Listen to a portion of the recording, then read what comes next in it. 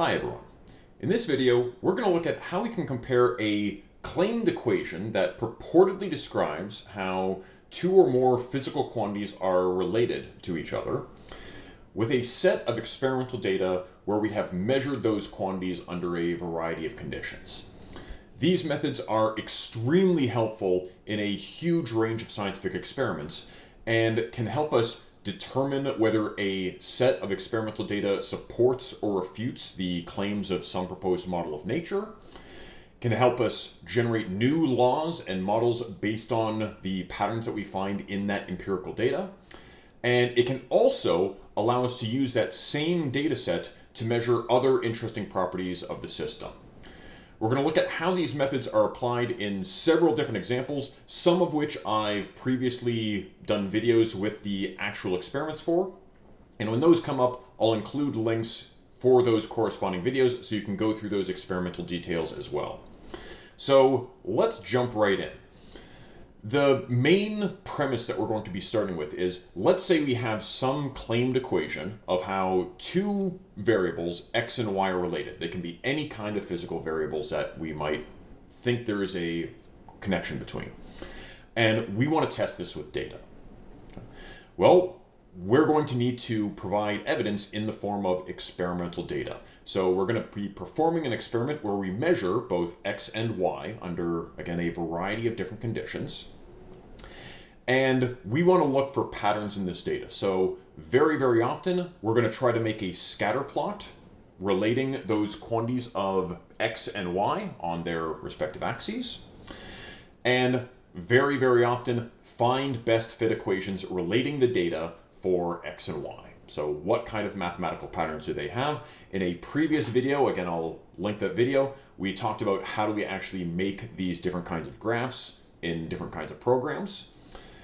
But now we want to go one step further and say, how do we compare whatever best fit equation we got with some particularly claimed model? Okay. So this is the step that we're going to be focusing on for this video.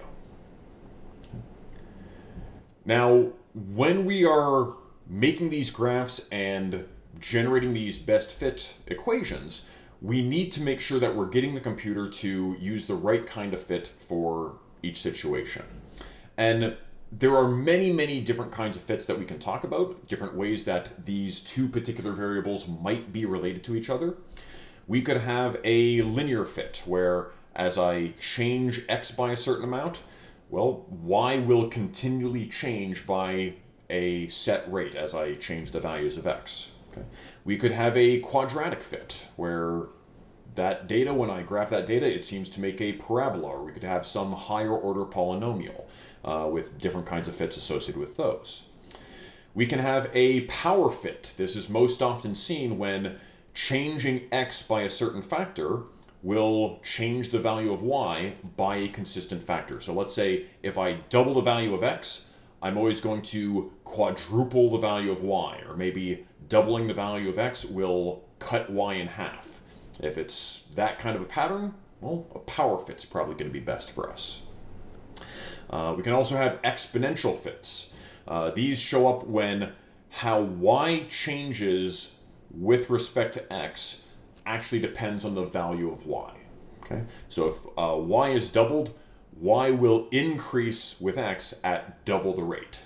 Something like that. Okay? So again, there are a lot of other kinds of fits that we can have. We're going to focus on this set of fits for this video. And when we graph this, whenever we do any of these graphs, our y value, that's going to be whatever quantity is on the vertical axis, whatever particular physical measurement is being graphed on the vertical axis. And whatever is on the horizontal axis, that's going to correspond with the value of x. So when we're actually graphing this data and looking at these best fit equations, whatever is on the vertical axis, that's going to be subbed in for a value of y. That's what it corresponds with.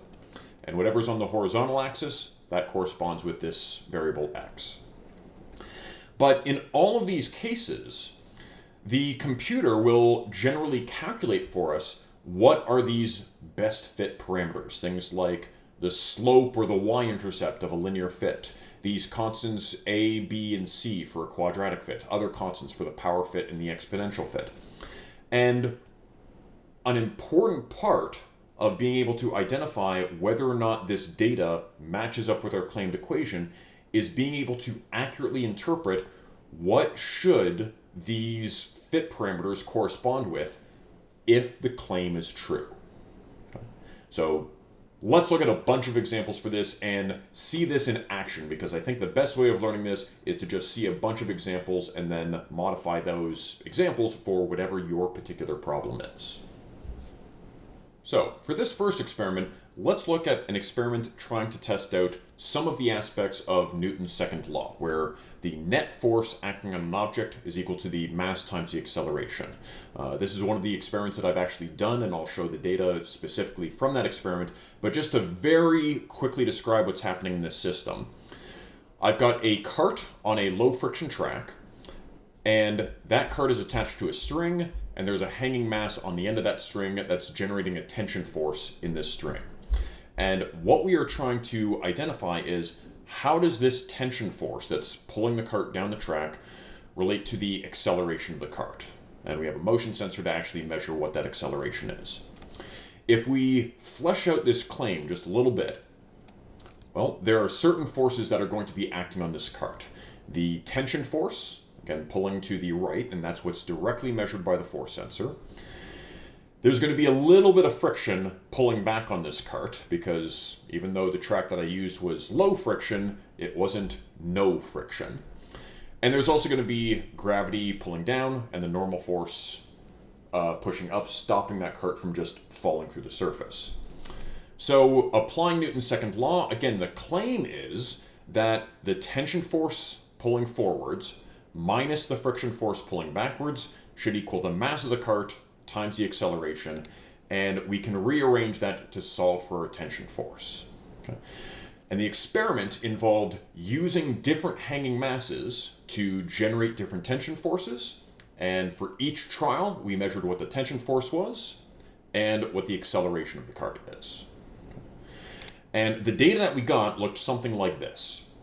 Okay, so these were our accelerations in meters per second squared, and these were the tension values that were measured from that force sensor as the cart was in motion.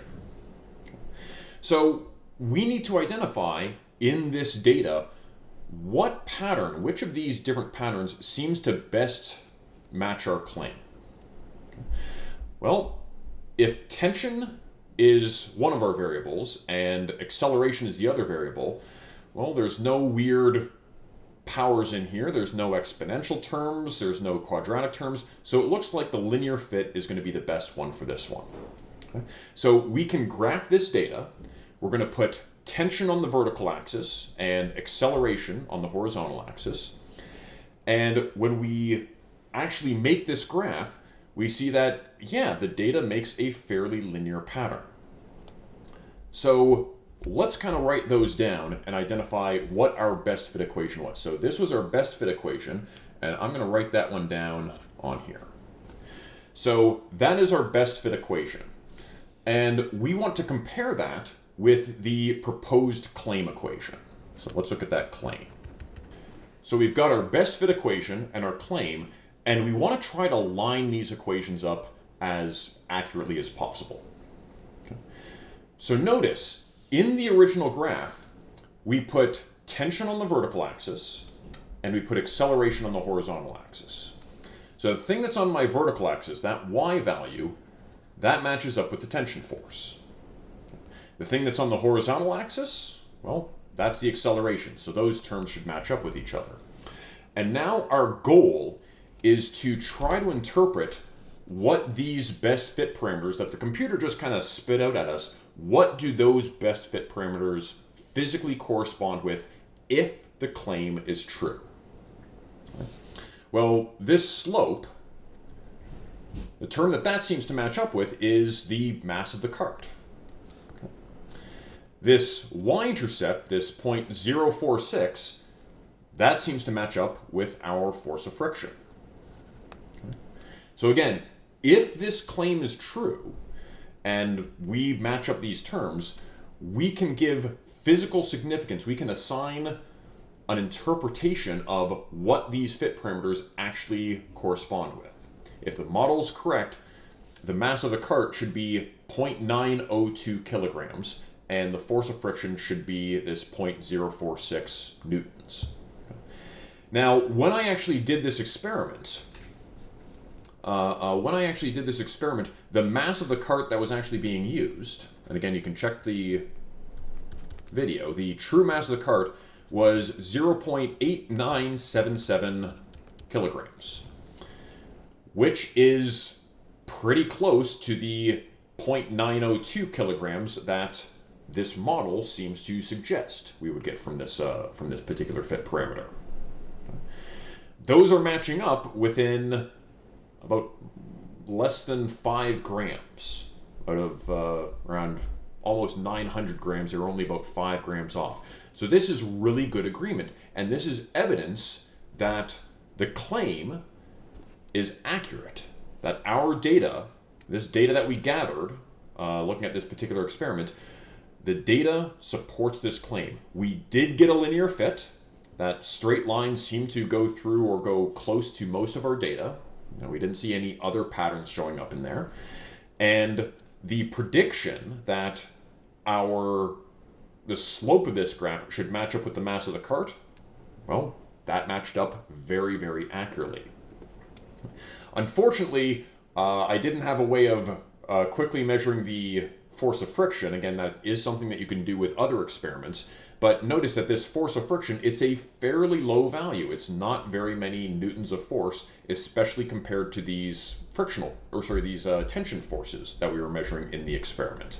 That force of friction was always less than any of these tension forces, which is why the cart in all of those cases was able to accelerate down the track.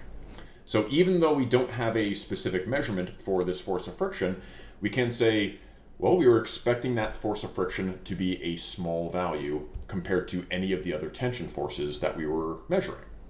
Okay? And that holds true. That is more evidence in support of this particular model. So just to summarize, when we are comparing our data with our claim and doing this analysis, we want to line up what is the best fit equation that we got from looking at our data.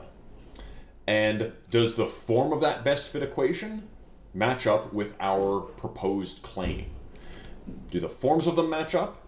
And when we line up these different terms, the best fit parameters, in this case the slope and the y-intercept that the computer calculates for us, can we identify what physical properties those terms should correspond with? In this case, the mass of the cart and the force of friction respectively.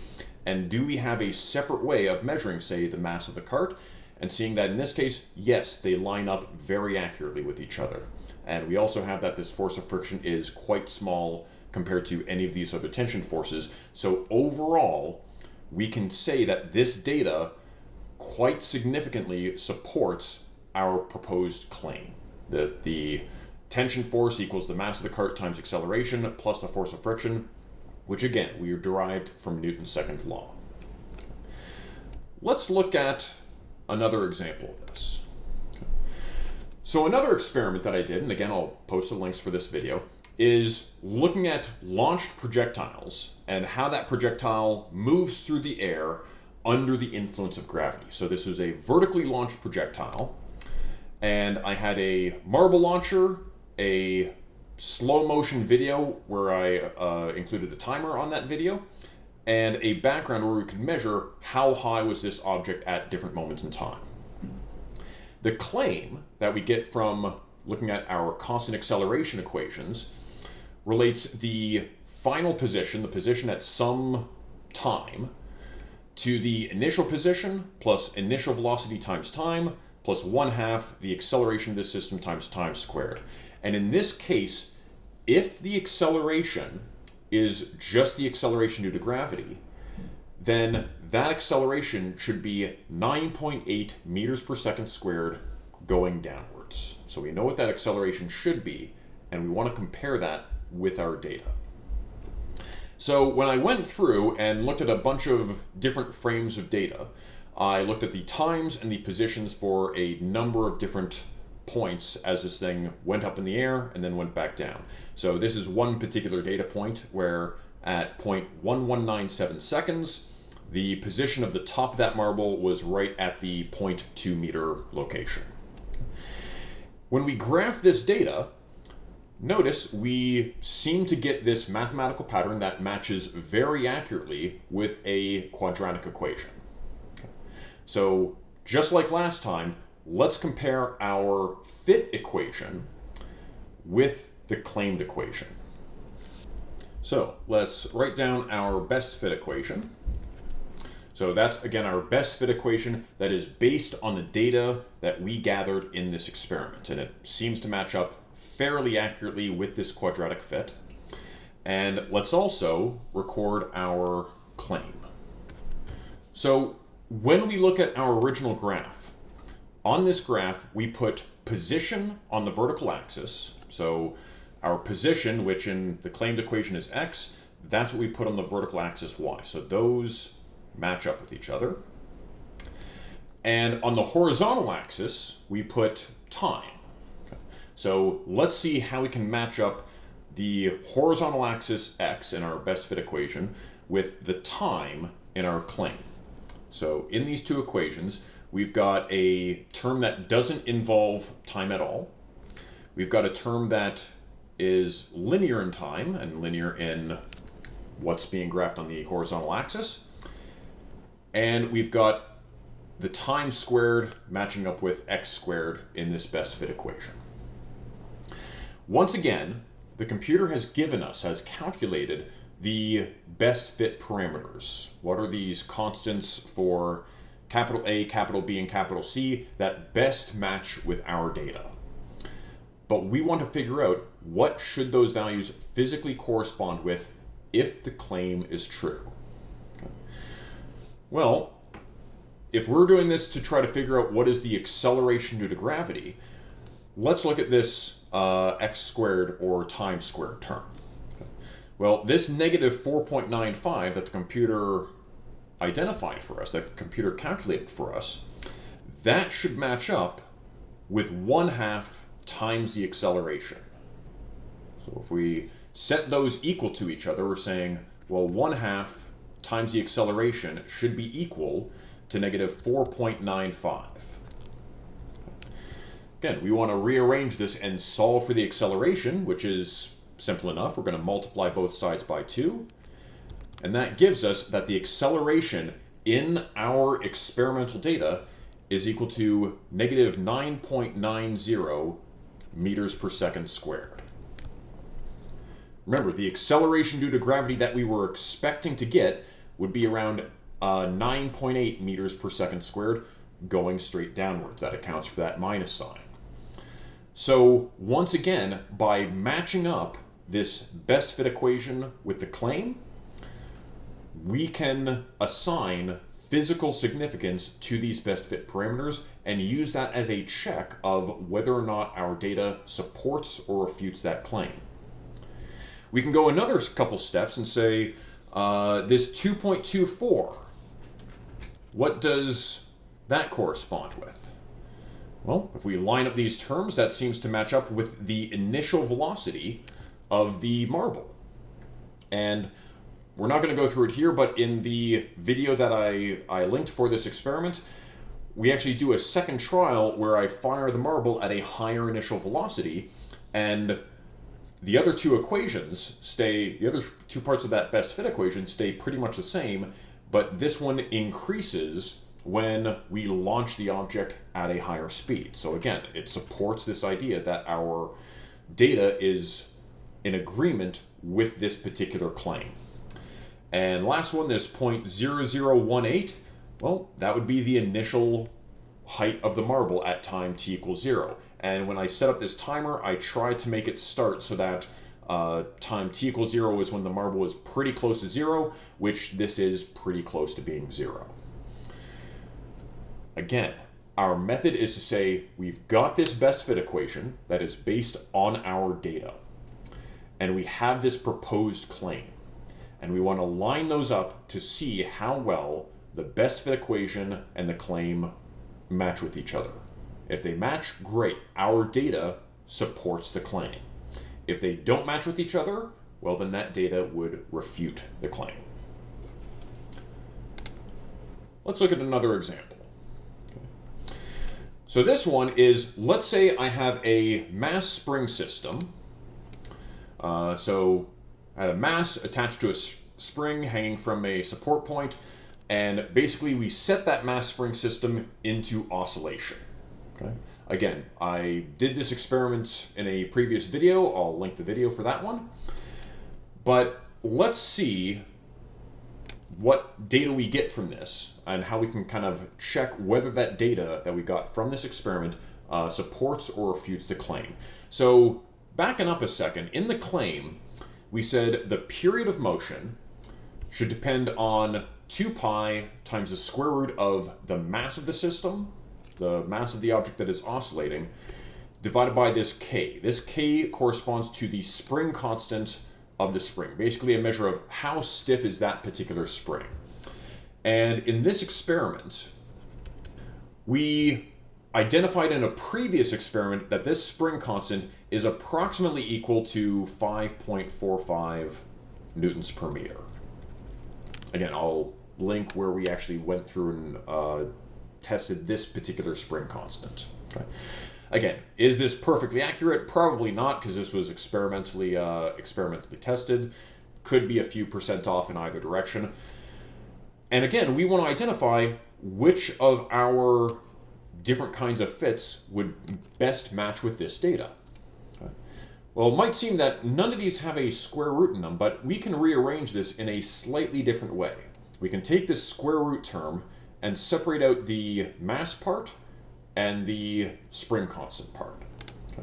So I can rewrite this as period equals the 2 pi divided by the square root of this spring constant. Again, in case I didn't mention it, the period being how long does it take to go through one complete oscillation. And then we'd also have the square root of the mass, but taking the square root of something is the same as taking that quantity to the power of 0.5. Notice that if I put period on the vertical axis and mass on the horizontal axis, this is going to match up really well with our power fit. Okay. So in this particular experiment, again, you can check the video to make sure I'm not lying about any of this. For these different masses, we got these different periods of motion, the amount of time it takes to go through each oscillation. And this is the graph of that data with a power fit applied. So once again, just like the previous times, let's write out our best fit equation. And right beside that, let's write out our claimed equation. So when we try to line these up side by side, we notice that we put period on the vertical axis. So the thing on the vertical axis, that matches up with the period of motion, which we use capital T to describe that. And on the horizontal axis, we have the mass of the object. So the thing that we put on the horizontal axis, that matches up with the mass. And once again, the computer has given us some of these fit parameters for the coefficient in front of this power fit and the exponent for this power fit. Once again, we can identify if we did this experiment perfectly and our claim was also correct, what we would expect for this exponent should match with 1/2, with 0.5. We got 0.48, which again is only a few % off of the value of 0.5 that we were expecting. So this first matching shows that, yeah, this data seems to be well matched by a power fit. So the shape of that data seems to match up. The value that we get for the exponent matches up pretty well with the 0.5 that we were expecting to get. Again, we got 0.48. And for this coefficient in front, this 2.54 value, that should match up with 2 pi divided by the square root of k. Well, we said that the value of k should be 5.45, so let's actually measure what we would expect to get from that. Again, if all of these measurements were perfectly accurate and the claim was true. So if we plug in those values, so 2 pi divided by the square root of 5.45, we should get around 2.69. That's what we would expect from the claim, and we got 2.54. Again, a few percent off, but still in pretty good agreement. Again, we've looked at the best fit equation, and we've looked at our claim, and we're lining up how that pattern that we get from our best fit equation, how does that match up with the claim?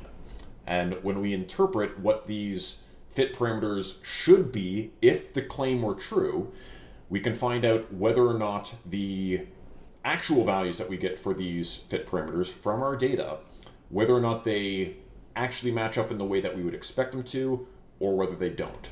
In this case, again, they match up quite well to within a few percent for both of these, both the exponent and this coefficient in front. So we can say that this data, again, supports the claim.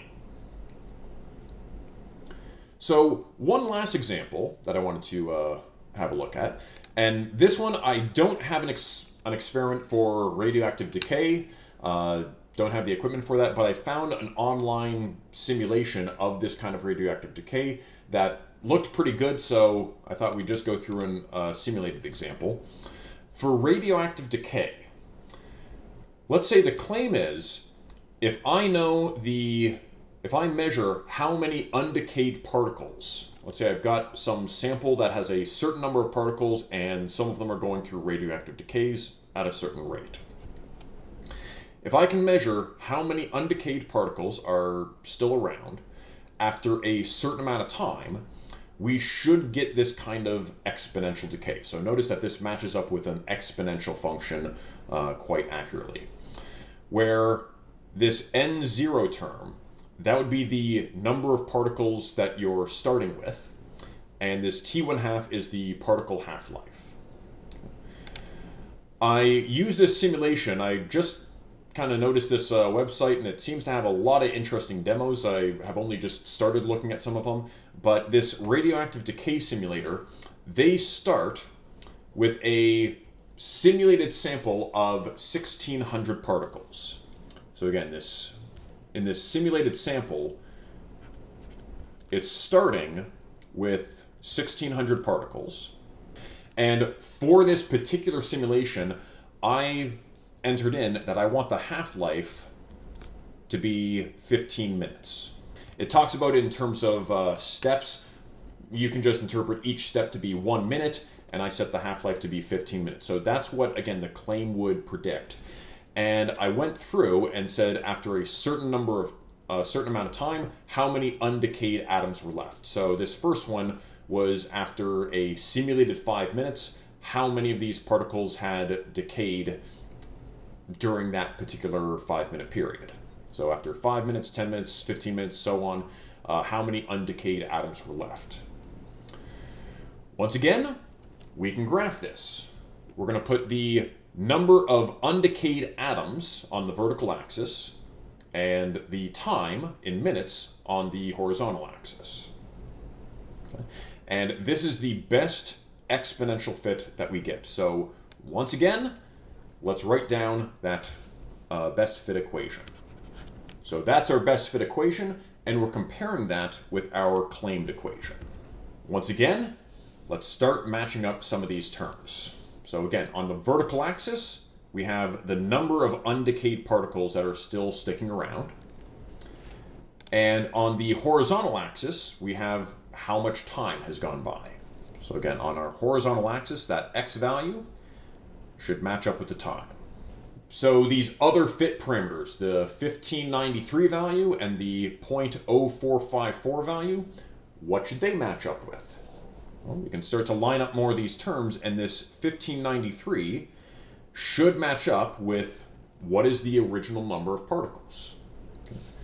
In the actual simulation, we started with 1,600 particles, and this best fit got us 1593. Again, pretty good agreement between those two. What about this negative 0.454? That best fit term in the exponential. Well, that should match up with the negative of the natural logarithm of 2 divided by the half-life. So again, if this claim is correct, then we should have negative 0.454, should correct that up here as well, should be equal to the negative of the natural logarithm of 2 divided by the half-life. Well, we can rearrange this, multiply the half-life over to the other side. The negative signs are going to cancel out. Divide both sides by 0.0454 and say our half-life is equal to the natural logarithm of 2 divided by 0.0454. And when we plug that in, natural logarithm of 2 divided by 0.0454, I get 15.3. Let's round it to that. 15.3, this would be minutes. And that matches pretty accurately with the half-life that I put in the input part of this simulation. If you were actually doing this experiment with some radioactive particle and were measuring, well, how much of the material is remaining, you could use this same method to determine to a reasonably high accuracy what is the half-life of this material that's undergoing these radioactive decays. Like I said, these methods can be extremely helpful for a wide range of applications. So, just in summary, to evaluate how well the data matches with a claim, we first want to consider how closely the type of trend line that matches the claim lines up with our actual data. Again, if we look at some of these previous examples, this graph for our simulated radioactive decay, that exponential decay graph matched up very well with our data. There's always going to be some level of measurement noise in any data that we take, but notice that the overall pattern that we get when looking at these different kinds of physical systems and comparing our specific data points with this kind of mathematical fit, we can find certain patterns that match up better than others. And given the claim, we can say, well, which kind of form does a claim seem to match with, and does the data match with that same form of these different kinds of equations? And we also want to look at how well do these fit parameters, how can we identify what the fit parameters should physically correspond with? And ideally, if we have an independent, reliable way of measuring what those parameters were in the actual claim, like let's say in the previous experiments, say I can identify what this exponential value should be, what this power should be, or I have a way of knowing what the spring constant is so I can match up these other parameters in these equations. We want to be able to check whether they actually match with each other. And a good way of evaluating this is calculating either what is the percent difference between an accepted value for one of these parameters and what we determined experimentally. So in that case, we'd use this percent error calculation. If there's a value that I am pretty sure is accurate and I want to see if my experiment matches up with that, we can use that percent error measurement. Or if I have two experiments that are trying to measure the same thing and I'm not sure which one is necessarily more reliable, then we can use this percent difference. That is a slightly different equation, but still says these two values, I'm not sure which one is more accurate, but they should be in agreement with each other, and let's try to measure how far off they are from each other. And again, these methods are all being used for the incredibly important task of being able to say, if I have a set of experimental data, does that data support or refute some proposed model, some claimed model of how this particular kind of physical system will act under different conditions? Again, this can be extremely helpful in a lot of different kinds of situations, in a lot of different kinds of science projects. So hopefully this was helpful. If you have any questions or comments about these methods, feel free to leave those in the comments. If you're responding to other comments, as always, try to be courteous to anyone that you're responding to, and we'll see you in the next video.